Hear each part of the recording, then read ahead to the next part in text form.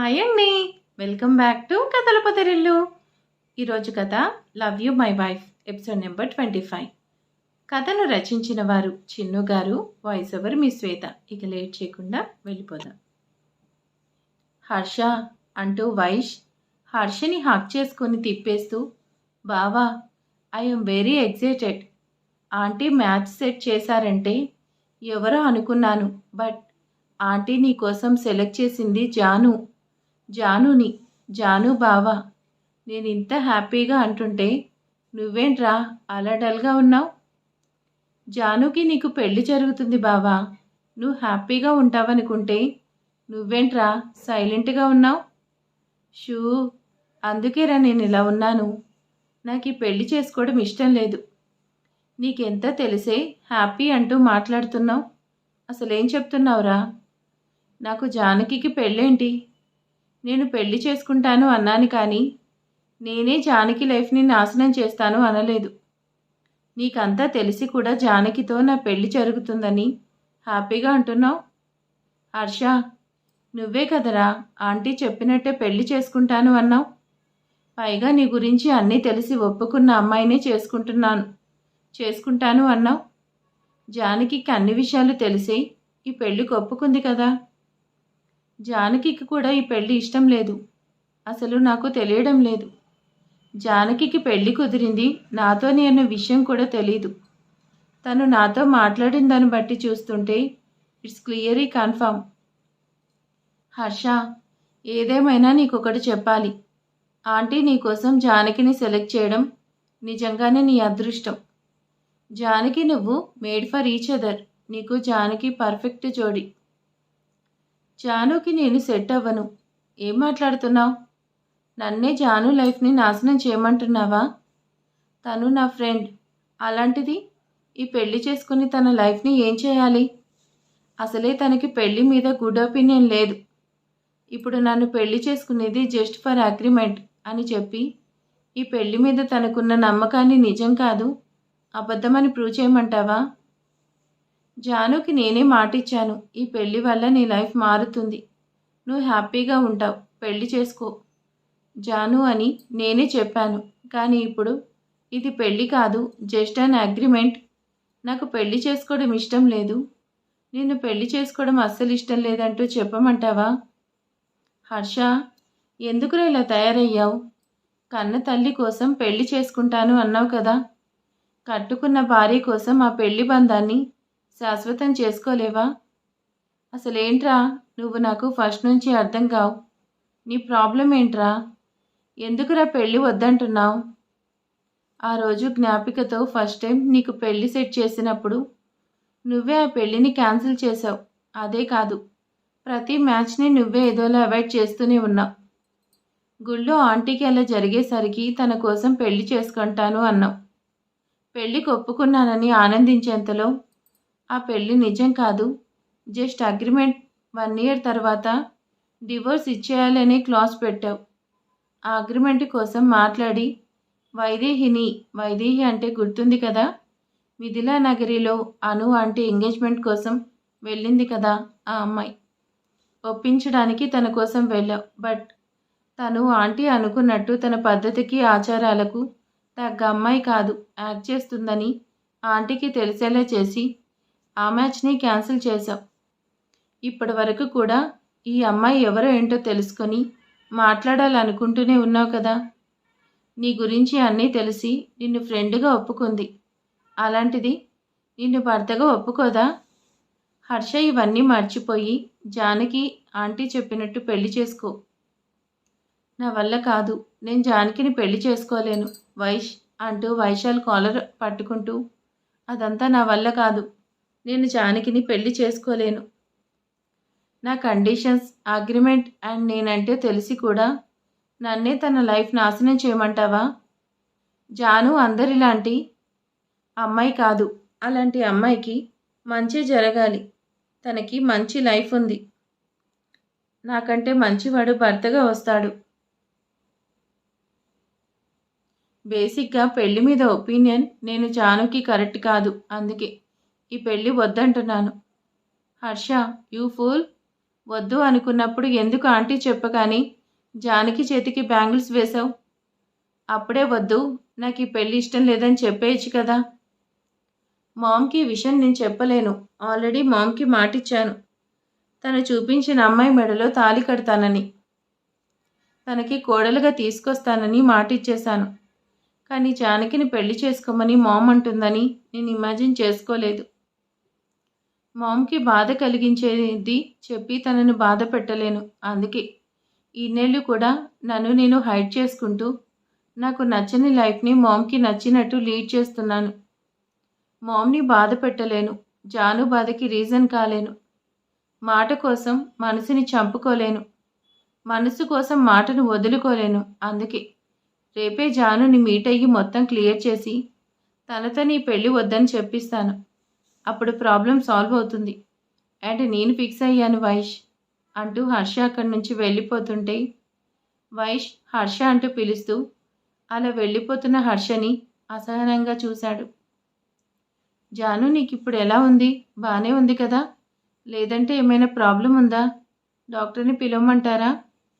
అమ్మ I'm fine అంటూ తన కళ్ళు ఎవరి కోసమో చూస్తుంటే అమ్మ హర్ష గారికి ఎలా ఉంది అంటూ అడుగుతుంది. హర్ష బాబు బాగానే ఉన్నాడు. నువ్వు కాన్షియస్లోకి రాగానే నేను ఇంటికి తీసుకెళ్ళచ్చు అన్నారు. నేను వెళ్ళి డిశ్చార్జ్ ఫార్మాలిటీస్ ఫినిష్ చేసుకొస్తాను అంటూ కవిత వెళ్తుంటే అమ్మ అంటూ చెయ్యి ముందుకు చాపుతూ తన చేతికున్న బ్యాంగిల్స్ని చూడగానే కొత్తగా చూస్తూ అమ్మ ఈ బ్యాంగిల్స్ ఏంటి, నా దగ్గరికి ఎలా వచ్చాయంటూ అడగగానే కవిత అంటే నవ్వుతూ నీ కాబోయే అత్తగారు తన కోడలికి మొదటి బహుమానం ఇచ్చింది. నీకు తెలుసా, నీ కాబోయే భర్త నీ చేతికి గాజులు వేశాడు. తరతరాలుగా వచ్చే గాజులంట జానకి. ఎప్పుడు ఇవి నీ చేతికే ఉండాలంట. అనుకున్న ముహూర్తానికి పెళ్లి జరుగుతుంది అన్నారు. జానకి నాకు చాలా హ్యాపీగా ఉంది. ఇంటికి వెళ్ళగానే నీ పెళ్లి పనులు స్టార్ట్ చేయాలి అంటూ కవిత ఆంటీ హ్యాపీగా వెళ్ళింది. జానకి ఆ గాజులు చూస్తూ ఎంగేజ్మెంట్ క్యాన్సిల్ అయిందేమో అనుకుంటే నాకే తెలియకుండా ఈ బంధం ఇంకా ముడిపడేలా చేస్తున్నావు. ఎందుకు ఇలా చేస్తున్నావు? ఓ పెళ్లి వల్ల నా కలలు నాశనం అయ్యాయి. ఈ పెళ్లి వల్ల నా కల కూడా దూరం అవుతుందేమో అని భయంగా ఉంది. మాట కోసం మనసుని చంపుకోవాలా, లేదంటే మనసు కోసం మాటను వదులుకోవాలా? అనసూయ, అసలు నువ్వేం చేస్తున్నావు? నీకైనా అర్థమవుతుందా? నీతో గొడవపడిన అమ్మాయితో రామ పెళ్లి చేయాలనుకుంటున్నావు, బాగానే ఉంది. కానీ తన గురించి పూర్తిగా తెలుసుకోకుండానే ఆ గాజులు ఆ అమ్మాయికి రామతో వేయించావనిపిస్తుంది.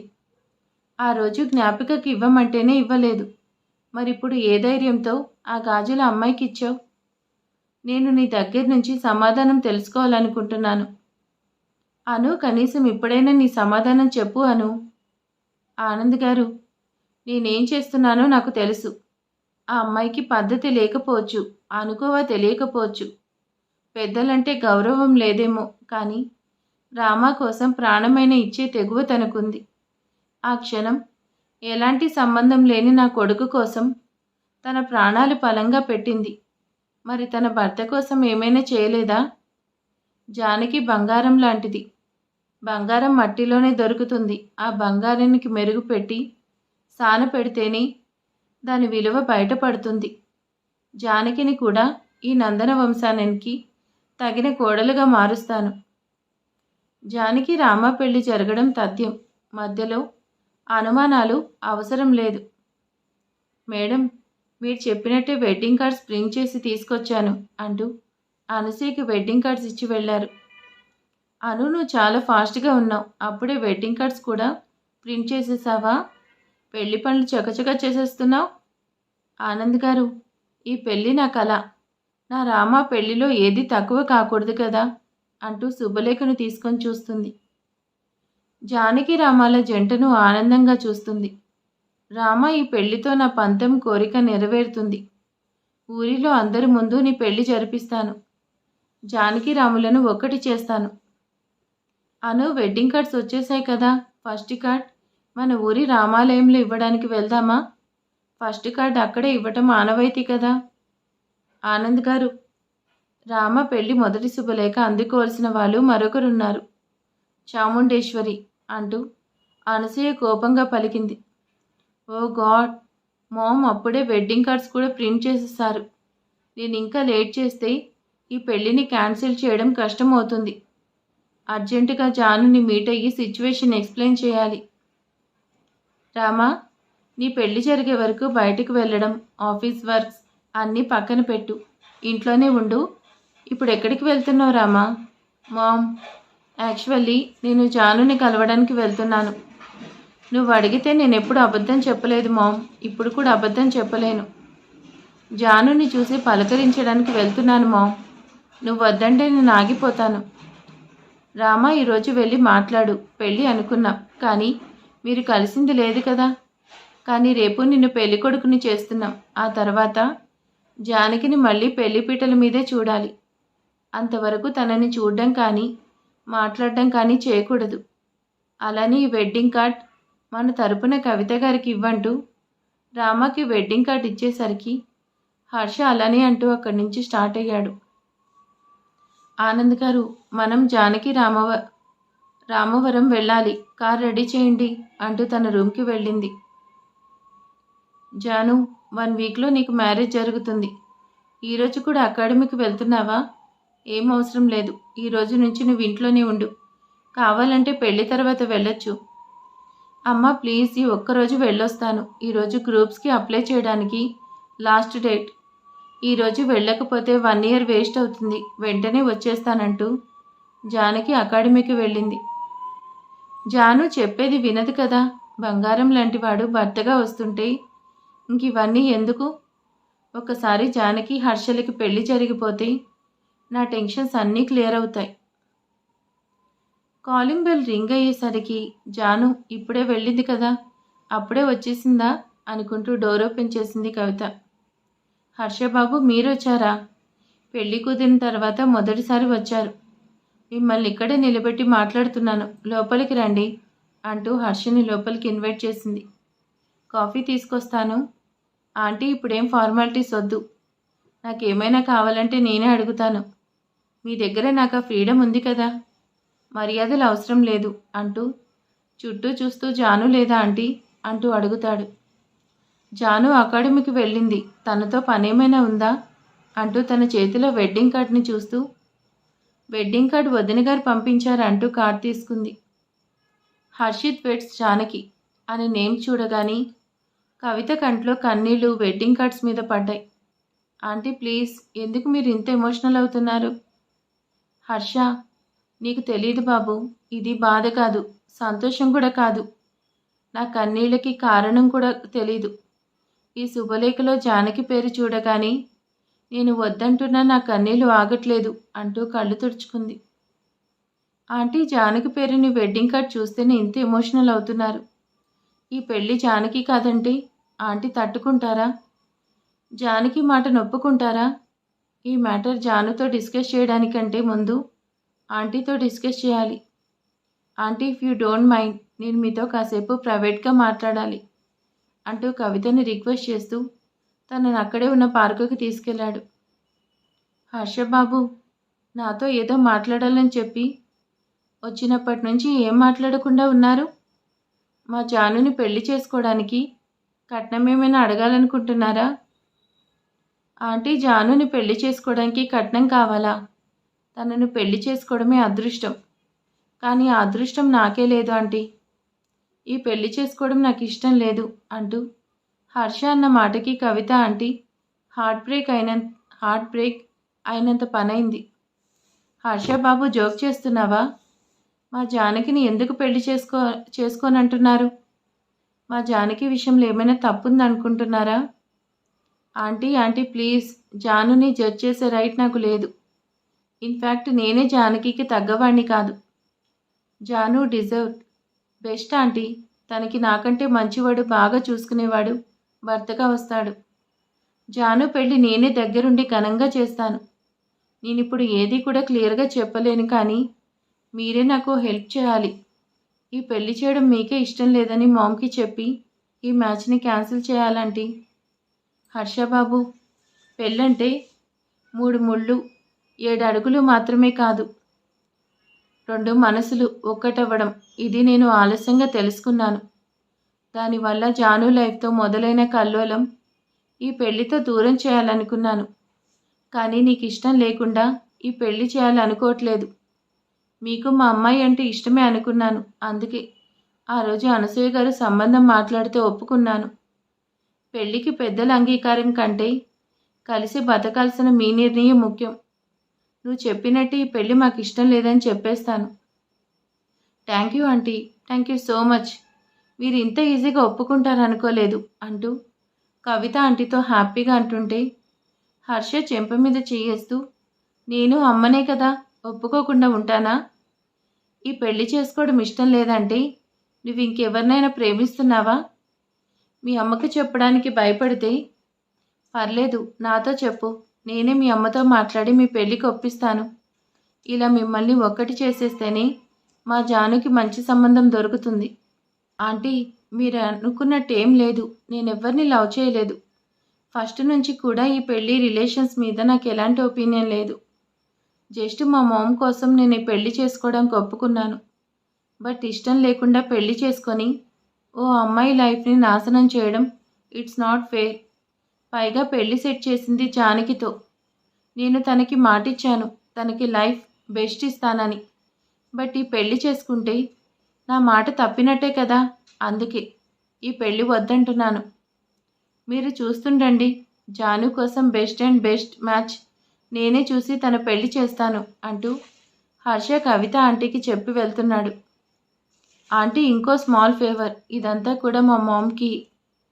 నువ్వు నా దగ్గరికి వచ్చినట్టు మన మధ్య జరిగింది ఏది కూడా మీ అమ్మకి నేనేం చెప్పను అంటూ హర్షతో కవిత ఆంటీ అనేసరికి హర్ష బాబు హ్యాపీగా కారు వైపు వెళ్ళిపోతుంటే, జానకి పెళ్లి జరుగుతుంది అనుకున్నాను, కానీ మళ్ళీ ఇలా ఆగుతుంది అనుకోలేదు.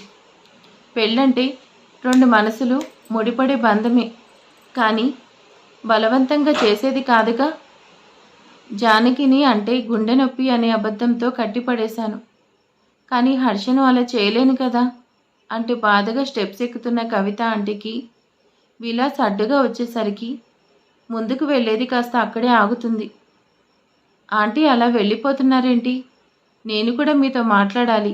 అప్పుడంటే జానకి పెళ్లి పనుల్లో మీరు చాలా బిజీగా ఉన్నారు. బట్ ఇప్పుడు అలా కాదు కదా. జానకి పెళ్ళి ఆగిపోయింది కదా. జానకిని పెళ్లి చేసుకోవడం ఇష్టం లేదని వాడే వచ్చి చెప్పాడు అంటే జానకి పెళ్ళి ఆగిపోయినట్టేగా. ఇప్పుడైనా నాతో జానకి పెళ్లి చేస్తావా? నా జానుకి పెళ్లి చేయకుండానైనా నా కళ్ళ ముందే ఉంచుకుంటాను, కానీ నీలాంటి వాడికి ఇస్తే చస్తే చెయ్యను. అర్థమైంది నీకు నా గురించి నిజం తెలిసిందని. పూర్తిగా అర్థమైంది. నువ్వు నాతో జానకి పెళ్లి చెయ్యవు అంటూ నవ్వుతూ, నాతోనే కాదు ఇంకెవరితో కూడా జానకి పెళ్లి చేయలేవు అంటూ అంటాడు.